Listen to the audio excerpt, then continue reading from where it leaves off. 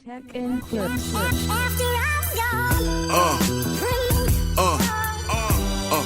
Yeah. All right, guys, welcome back to the channel. So, we all know the Osbourne in the past a couple of days ago, and happened to bump into this video.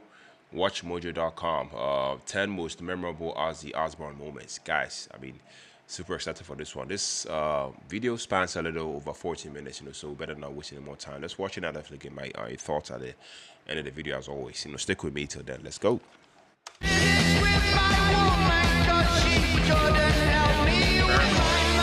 Welcome to Watch Mojo, and today we're breaking down the life and times of the Prince of Darkness himself, Ozzy Osbourne.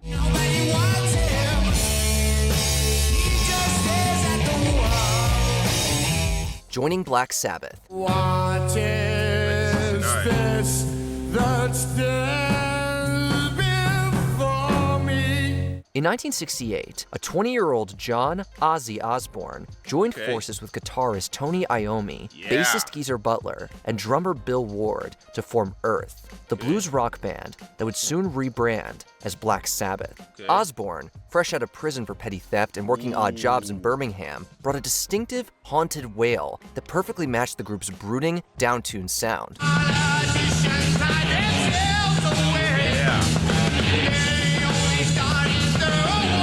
With songs steeped in occult imagery and real-world dread, the band tapped into the countercultural undercurrent of late 60s Britain. Their self-titled 1970 debut, recorded in a single day, is widely considered the birth of heavy metal. For Osbourne, it was the beginning of a long, twisted, and above all, legendary career.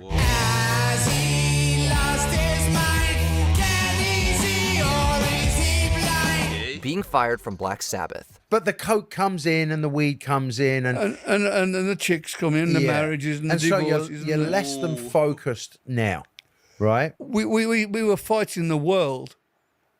Our music was paying. We hadn't paid tax. We didn't know anything about what you got to do. Right. By 1979, Ozzy's substance use disorder had become impossible for Black Sabbath to ignore, even by their own decadent standards. After years of internal tension, missed rehearsals, and erratic behavior, the band made the brutal decision to fire their frontman.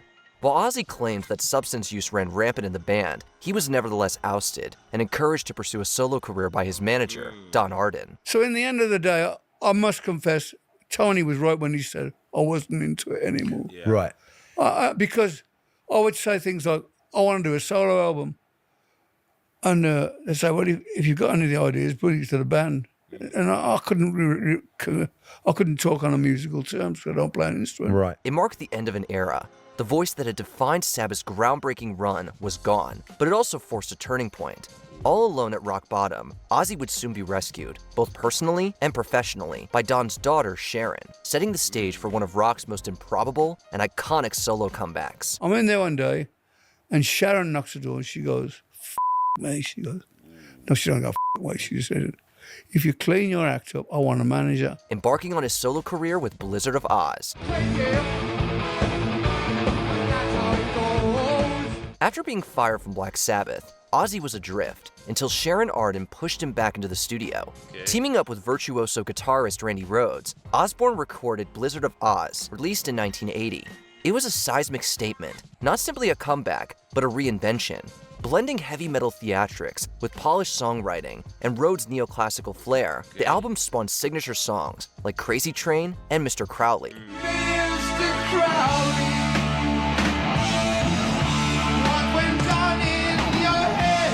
Blizzard went multi-platinum and re-established Osbourne as a solo force to be reckoned with. It proved beyond a shadow of a doubt that his success hadn't been a byproduct of Sabbath, but a reflection of his own star power. Unhinged, unapologetic, and perfectly in tune with a new generation of metalheads.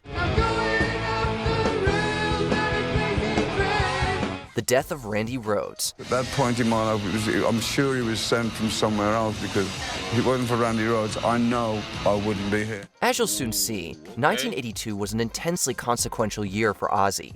On March 19th, tragedy struck when Randy Rhoads was killed in a freak plane crash while on tour in Florida. Just 25, Rhodes had already cemented himself as one of metal's most important guitarists, and his loss was both a personal and professional devastation for Ozzy. While some members of the Ozzy Osbourne band slept in their tour bus parked next to the house, the other 3 buzzed overhead, circling the bus 3 times. On the 4th time, they didn't make it. Shaken and reportedly considering taking his own life, Osbourne nearly quit music altogether. Rhodes wasn't only his creative partner, he was arguably the anchor of Ozzy's post-Sabbath resurrection. Though the solo project continued, something fundamental had shifted. For all of Ozzy's darkness, Rhodes had been a rare source of light, and losing him left a scar that never fully healed. Later, it was revealed that the pilot had traces of cocaine in his system, but Randy only had nicotine in his. He wasn't that kind of a guy. He wasn't playing tricks or goofballing about. He was a serious guy, you know. The guy was a beautiful man. Bat-biting incident. Wait a minute, before you start explaining it, let's tell them what you did. Bit the head off a bat. There, I said it. It wasn't Batman, it was like a bat. A real bat, yeah. Okay, now, you were about to explain that. I was just about to explain it. On January 20th, 1982, during a concert in Des Moines, Iowa, Ozzy Osbourne bit the head off what he thought was a rubber bat, only to realize, too late, that it was real. The stunt wasn't planned. A fan had thrown the dazed bat on stage, and Ozzy, already infamous for his onstage theatrics, acted on impulse. He was rushed to the hospital for rabies shots, but the damage, at least culturally speaking, was done. What actually happened was I get a lot of weird people at my concerts, like, you know, it's kind of rock and roll, you know. And somebody threw a bat on stage, and I thought it was one of these toy bats. So I picked it up, bite the thing's head off, and suddenly everybody's freaking out because it's a real bat, because, like, on the stage set, like, the bat goes like asleep when the lights go on it. The moment was instantly canonized as rock mythology, cementing Ozzy's image as the wild-eyed Prince of Darkness. Though he's since called it one of his dumbest decisions, the bat incident remains the defining spectacle of a career built on pushing boundaries and freaking people out. So it was, for all practical purposes, a toy bat. Yeah, but I can assure you the rabies shots that I went through afterwards aren't fun. No, they're painful, I understand. Very painful. Marriage to Sharon Arden. I met Ozzy when I was around 18, and he came into my father's office for management with Black Sabbath. So I was 18 when I first met him. Love at first sight? No. No, not at all. I was like, oh, Lord, look at them. As we alluded to a little earlier, Osbourne met Sharon Arden in the late 1970s while she was working for her father, music mogul Don, who at one point managed Black Sabbath. After Ozzy was fired from the band in 1979, Sharon took over his management and quickly became far more than a business partner. Their volatile, codependent relationship was marked by equal parts chaos and loyalty, fueled by substance use, ambition, and a shared instinct for survival. What is it that kept you so attached to him? He was so funny and quick-witted, and yet very vulnerable. Despite constant turmoil, the pair got engaged and married in 1982. Sharon wasn't just Ozzy's wife, she was his lifeline, orchestrating his solo comeback and keeping his career afloat through sheer force of will. Their union was messy, but undeniably formative for both. They performed at this club in London, and I was so in awe of what I was seeing. Again, I hadn't seen anything like that, because all the artists that we had dealt with were very slick and a different category of music, different genre of music, just totally different. The Osbournes. Weather in Afghanistan, 2,000 degrees and cloudy. What the f am I doing? I'm stuck on the Weather Channel. Ah! What the f is that?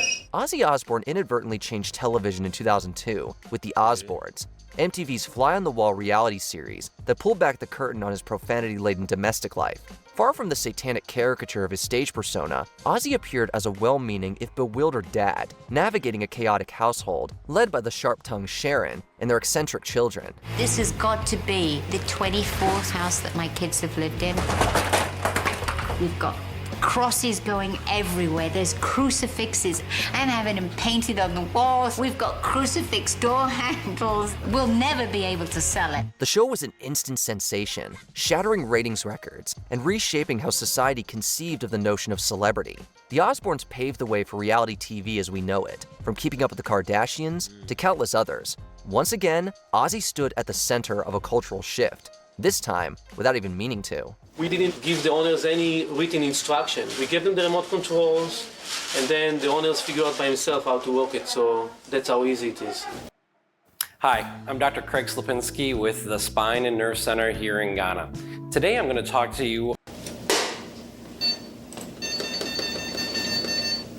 Weak signal, that's about all I know. What's that weak signal?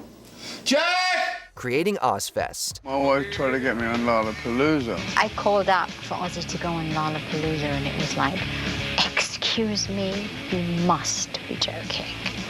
And it was like, no, I'm not joking. And they were like, well, he doesn't fit. After being snubbed by mainstream festivals like Lollapalooza, Ozzy and Sharon launched Ozzfest, a defiant alternative that quickly became a juggernaut. Founded with the intention of spotlighting heavy metal and hard rock acts, the touring festival featured legends and newcomers alike, from Slayer and Pantera to Slipknot and System of a Down. Hey, Sharon, before you go blazing a trail, let's test the waters.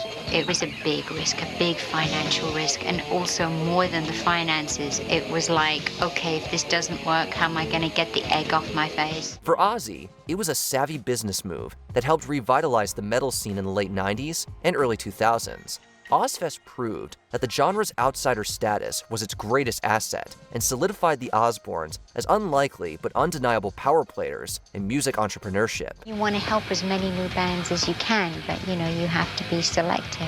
It's kind of like a tradition throughout my career that most bands that I've ever played with have gone on to do greater things. To come back in 2001, be asked to like kind of co-headline, I mean, it was a dream come true. It was really cool. Health scares and Parkinson's diagnosis. What made you realize you needed to get surgery again? Like, what was the point where you said, we gotta go well, again? I'm not done yet, and it's like, I got things to do, I got people to see, I got shows to do. Ozzy Osbourne's body long bore the weight of his excesses, from decades of substance use to countless stage injuries. But in recent years, his health battles intensified. Multiple surgeries, a serious staph infection, and a traumatic fall in 2019 forced him to cancel tours and confront the physical toll of his lifestyle. In 2020, Ozzy publicly revealed he'd been diagnosed with Parkinson's disease, a progressive neurological disorder he'd quietly been managing since 2003. I mean, I haven't got Parkinson's, the main one, I got P2 or something, which is a genetic thing. I don't know. It's... Look, I don't get up in the morning and go, you know, I don't gripe on you. Just get on with it. If you're still moving, you ain't gonna be dead. The admission marked a rare moment of vulnerability from the so-called Prince of Darkness. Nevertheless, Ozzy continued recording and engaging with fans, defying expectations with the same stubborn, unkillable energy that defined his entire career. How do you feel about him going back on tour?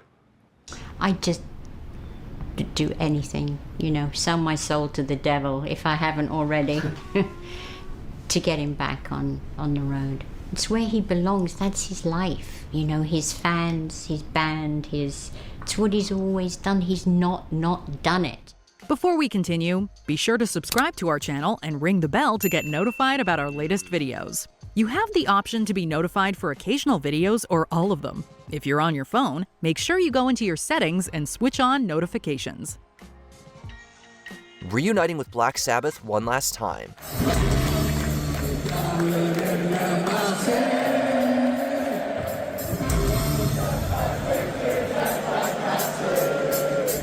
On July 5th, 2025, Ozzy Osbourne took the stage in Birmingham, England for Back to the Beginning, a charity concert that reunited him with the OG Black Sabbath lineup. Billed as his final live performance, the show was a raw, emotional farewell.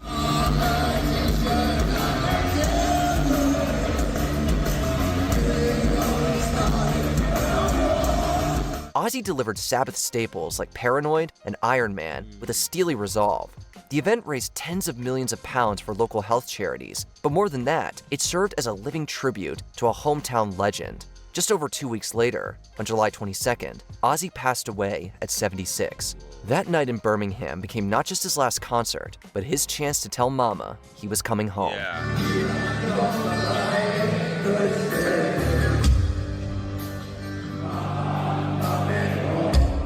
What's your favorite Ozzy Osbourne song? Are there any Ozzy moments we missed? Yeah. Be sure to let us know in the comments below. But I can't stand to say goodbye. Mama, I'm coming home.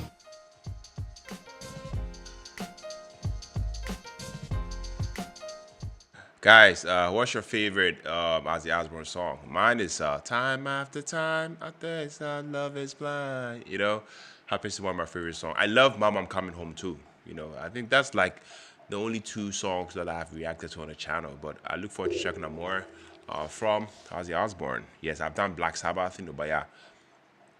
Ozzy Osbourne, you know, in his solo career, I've already done 2, you know. So let me know if you want me to, you know, do more Ozzy Osbourne on the channel. Yes, rest in peace to him, by the way. Man, watching this video, you know, reminds you that, you know, Ozzy Osbourne, you know, is more than just the Prince of, you know, darkness. You know, this man is literally a walking rock and roll myth.